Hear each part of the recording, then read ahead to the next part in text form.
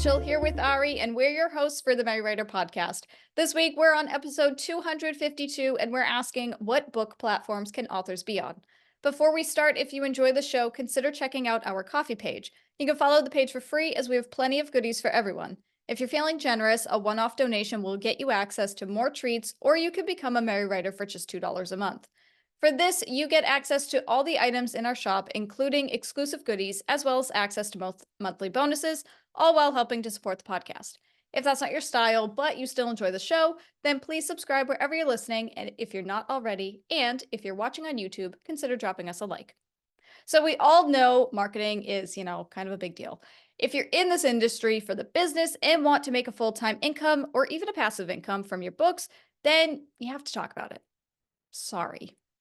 But luckily, there are many platforms authors can be present on that showcase their books. So I'm just going to dive right into it. And I'm going to start with the obvious one, Goodreads. We're going to get this out of the way first because we're all familiar with it. Goodreads is owned by Amazon, and in my opinion, I don't think it's as great as it once was. However, it is still one of the most popular book sites for authors to be present on. You can create a reader account or an author account by putting your books on there in, all their wonderful glory. And Goodreads also allows authors to have, like a blog on there. You can answer Q&As, you can join and host book clubs and do so many other things. Yeah, I have to admit, I remember when I first saw Goodreads, it was okay, but it felt very messy. It felt very messy, and I feel it's just got worse. But I do like it for the reading challenge that I'm rubbish at. But I do like that. But yeah, I think especially if you are going to go on there as a writer, I think you should try and make sure that you upload a picture, that you put the bio in, that you put your links into like better places like your website. There's even a section, I'm almost sure, underneath your bio that says like you can answer questions. So you can add the question saying like, how do I come up with my ideas? And then you can answer it, and it kind of gives people more information. I think you should do that, even if nobody's asking you these questions, even if you aren't fully published yet. If you can, put your details in there and use it. There's a few people I've seen on Goodreads who've actually got books out and they've no bio, no picture. And it's like you're losing an opportunity to catch people because they might be looking at your book going, I'm not sure. And then they go to your profile and be like, oh, wow, that's really interesting. And I'm going to go check all the other websites and links. I would definitely try that. Even if you don't use the blog section, I would definitely be filling in the basics, picture, bio, questions, because it can really help. But a lot of people seem to not do that. Yeah, well, even the questions too, it's like a mock author interview. And because I've seen authors do that for their media kit. They'll have example questions that you can ask them and they'll already have the answers all filled out. So yeah, definitely if you're going to join Goodreads as an author, fill out your author profile. Because as Ari said, you're missing opportunities otherwise, but it's also just this level of like personable, it's more personal. It's more personal. Like people can see like the face behind the book and, so on and so forth. It just makes it better. If you're going to be on the platform, just go all in. Next, we have BookBub, and it's another book reviewing site for authors and readers, similar to Goodreads, but it's less in depth than Goodreads. And to be honest, I am on BookBub, but I haven't explored it too much. So I probably shouldn't even be talking about it because I'm clearly unqualified. But I can say that BookBub is more about the authors than the readers. You can buy books through BookBub. Like it'll link to wherever the book is sold. So you're not like buying it through BookBub, if that makes any sense. But they do also have a list of free and discounted books. So if you're running a promotion on your book or you're just selling it for free, you can list it on BookBub there and it'll, people can find it that way. But it's also another review website where readers can find their next read at a discount and follow their favorite authors to see when a new book is released. From an author standpoint, there isn't too much customization, I guess, for your BookBub account. You can just keep a list of all the books that you have, and it's just another place where people can find the buy links to if they spend most of their time on BookBub. But in terms of like filling out a profile, like with your website and stuff, I think you can I probably should have checked that before we started recording.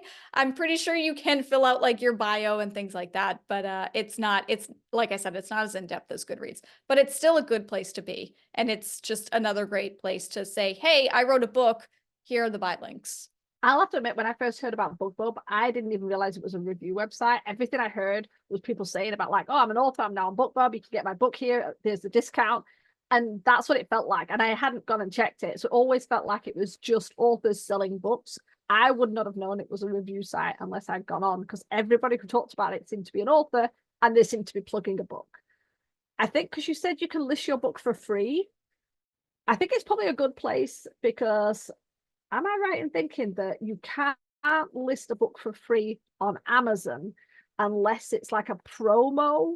Like, I think you can list the first one for free if you have other books in the series, or it's only on like Kindle Unlimited, something like that.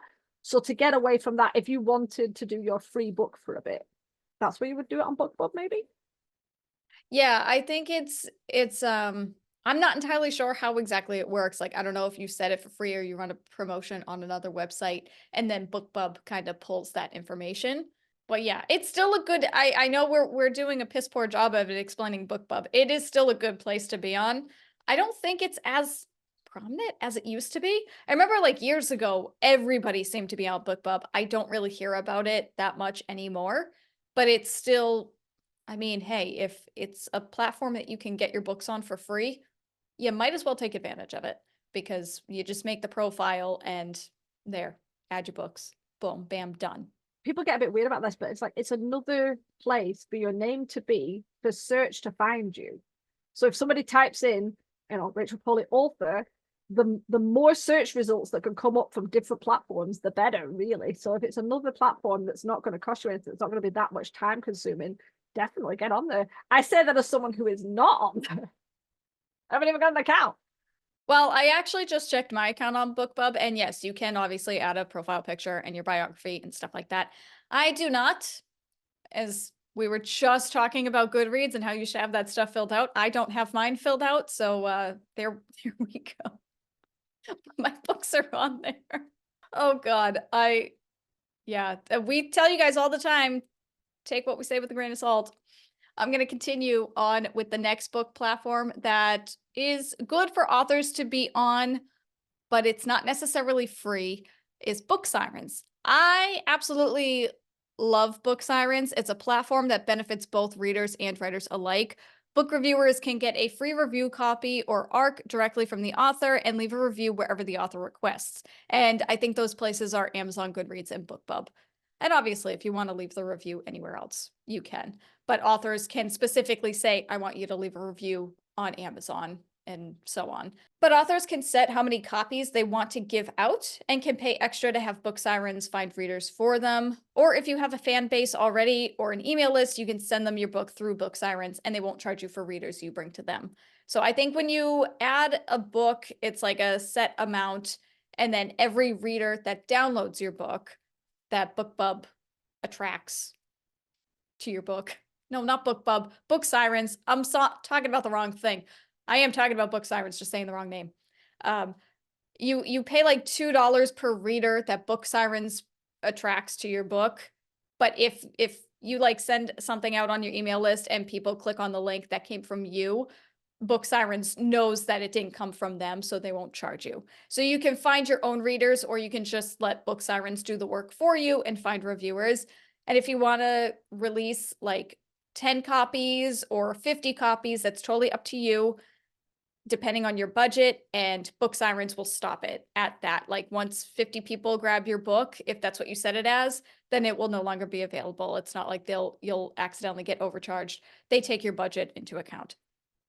But speaking of email lists, Book Sirens also allows you to brag about your list. So readers that download your book have the option to sign up for your list and go to your website and this, that, and the other. So you can not only get reviews for your latest release, but you'll also gain new email subscribers and readers. That actually sounds like a lot. When you started talking about it, it's like, oh, that sounds good. But now it sounds like, well, that I'd have to probably do a lot of looking into that, because it sounds complicated compared to like Goodreads. It's not though. It sounds convoluted, but it really isn't. And I've been on Book Sirens for a long time as a reader, and I have found like so many cool authors that way. And I don't really sign up for people's email lists anymore just because I'm sick of emails. But sometimes you find some real gems and other times you don't. But it's a pretty cool platform for and it's good for book reviewers too, because then the authors get to go onto their websites and it helps the reading community gain traffic on their websites and find other like-minded readers and so on and so forth. But for writers, it is a little bit of an investment, but it is pretty good and it works. To be honest, the fact that you can sort of like show your email list and hopefully gather email subscribers via it, I think that's quite a good thing, because that's a big thing though, they're saying get an email list, because you have control of that list. You're the one who has that list, and I think you can, even if you change provider, you can like export it out and everything. Whereas if it's just people following you on social media and then your account gets hacked or shut down, you've lost those people unless you knew every single one, or unless they happen to see it if you came back and used a different name. Whereas your email list is so important. So to have a platform that would allow you to kind of talk about that and push it, and then people go, oh, I'll sign up because I've read your book. That's actually a really good thing. Yeah, I mean, there's not too many websites that I know of that push the email list. Like they're like, let's push your book. But also instead of saying, hey, here's my website, here's my Instagram, here's my Twitter, here's my Facebook, how about your email list? Because a lot of people, I feel like we've had guests on the podcast before, and there are some guests that they have email lists, but when we ask them, like, share your links, not very many people share their email list link. We've had a couple, but it's just something I think a lot of people forget about it. That's a really good point. That is a really good point. Yeah. To be fair, some of our guests don't even give us their website sometimes, so we have to chase for it. So Yeah, no, that's true. And I mean, some people they're not on social media at all, or they don't have a website at all. So to each their own. But for those who do have an email list, they'll share their social media links before the email list, which I just find interesting because everybody is like, you have to have an email list, you have to get subscribers, and you have to grow it. And it's such like this big important thing, but not very many people push it as much. And again, that's just from what I've seen. And I am just a wee bit little writer in the writing community, so I could very well be wrong. But I don't know. Anyway, I do like Book Sirens. I think it's great from a reader standpoint and also from a writer standpoint, even though it is a little bit pricey, but I think it works and it's fun. I like it. So I'm going to go ahead and talk about my final platform that authors can be on, and that is AllAuthor. And I'm really just going to kind of mention this one because I'm not on there. I've never used it, and I only heard of it from Cassie Sanchez. She was on episode 94 of the podcast, if you'd like to go give that a listen. And from what I can tell, AllAuthor looks like it's another Goodreads, but it's more catered to authors than readers. You can add your books to a wish list and get the buy link, similar to BookBub. And when creating an account, you can also do it as an author or a reader. So if you sign up as an author, there are two plans. One is free, which allows you to be added to their directory and you can add up to 4 of your published books. Or you can pay $59 every 6 months for a lot more perks and things to do. But you can also have a Q&A section. You can fill out your bio, all your links, all of that fun stuff, and list your books. So again, very similar to Goodreads, but it's not a book reviewing website. It's just kind of like this hub for authors to have showcase all of their books and stuff. But from what I can tell, it didn't look like you can leave book reviews. I've heard of that. There's a few authors I know are on that, but I've not actually looked at their thing. I have to admit, it's like $59 every 6 months. I'll be honest, depending on what those benefits are, I do feel like that's a little high for authors to have to do.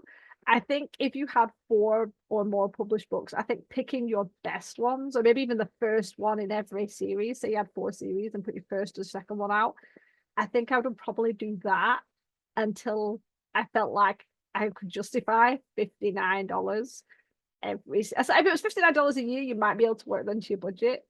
But 59 every 6 months, that's quite a lot in my eyes. Yeah, I found it kind of weird, actually, because Normally you would have like a monthly subscription or you would have an annual subscription. So I feel like that's kind of their way of being like, it's only $59. And you're like, oh, 59 every 6 months. That's actually not too bad. Like when you look at it rather than saying 120 a year, like 59 every 6 months, like sounds better. It sounds cheaper in a way. So I don't know if that's just a business ploy to make it seem like it's cheaper than it really is. But, I don't know. I do agree that, like, the free version, you can have up to 4 of your published books, and if you're an indie author, I mean, sharing 4 books may be all you need, and you can probably swap them out from time to time.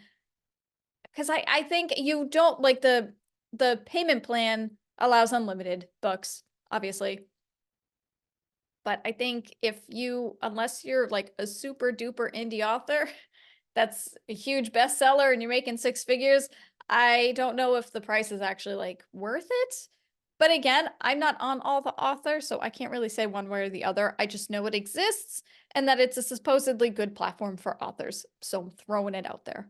Yeah, I get that. I get that. I think it's because like it's literally called All Authors, so I wouldn't even consider it's a place for readers to go looking. Goodreads, you know, stuff about reads, book sirens, I can understand. But All Author, if I was a reader and I saw a title called All Author, I wouldn't think, oh, that's a place for me to find books. I'd be like, okay, that's an author's place, whereas for me. You have Goodreads where you can have your author platform on there, but then it's also very much for readers. And then BookBub, it's more of an author platform, but you can leave book reviews. So readers still can find their new read, but also leave a review and follow their favorite authors. All authors, you can really just, as a reader, you could just follow your author. But you could also do that on their social media or their website Or the newsletter. or their newsletter.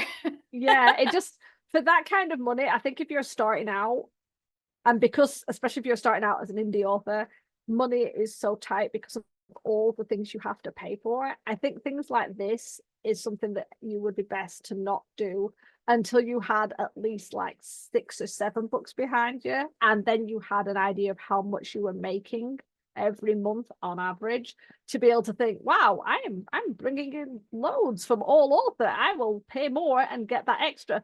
Otherwise you could be throwing over, you know, over 100 quid a year away on a website that isn't actually bringing you anything, whereas you could have your bio with your website link and be filtering those readers to your website that you're already paying for anyway. That gives you a lot more benefits. And not that I'm trying to like crap on All Author, it might be a really good website, might be perfect. I just think, especially if you're new, always be careful of where you're spending extra money. You know, obviously covers and editing, those are like important. Website, I understand, but anything like that where it's a marketing thing, I would definitely wait until you had a lot more books and a lot more sales, personally. No, I agree with that because I think it's probably a good platform. Again, like I'm not on there, so I can't say one way or the other. But with anything like that, if you're gonna go on there, always start with the free plan. Don't jump right into the paid plan. I mean, it's just it doesn't matter if you have the money or not. You want to test the waters. I think that's why they have free plans and free trials, so you can test the waters and definitely do that. Save yourself some money just in case. So I think that's all we got for today in terms of like book platforms that authors can be on. You got Goodreads, BookBub, Book Sirens, and AllAuthor. Hopefully we did these places justice. Again, we're not on all of them. We've just heard of them. So hopefully they're good. If you have been on them and you've used them, let us know your thoughts on them in the comments so we can chat about it. And if you want to learn more about us and the podcast and also opportunities to be a guest on the show, don't forget to check out our website at themerrywriterpodcast.podbean.com. Remember, we release a new episode every Wednesday. Next week, we're discussing making writer friends. To ensure you don't miss it, don't forget to hit the subscribe button on your way out. As always, thanks for listening to the Merry Writer Podcast. See you guys next week. This podcast is brought to you by Writing Goals. We Set Too Many. The music titled Inspired is by Kevin MacLeod, licensed under Creative Commons 4.0.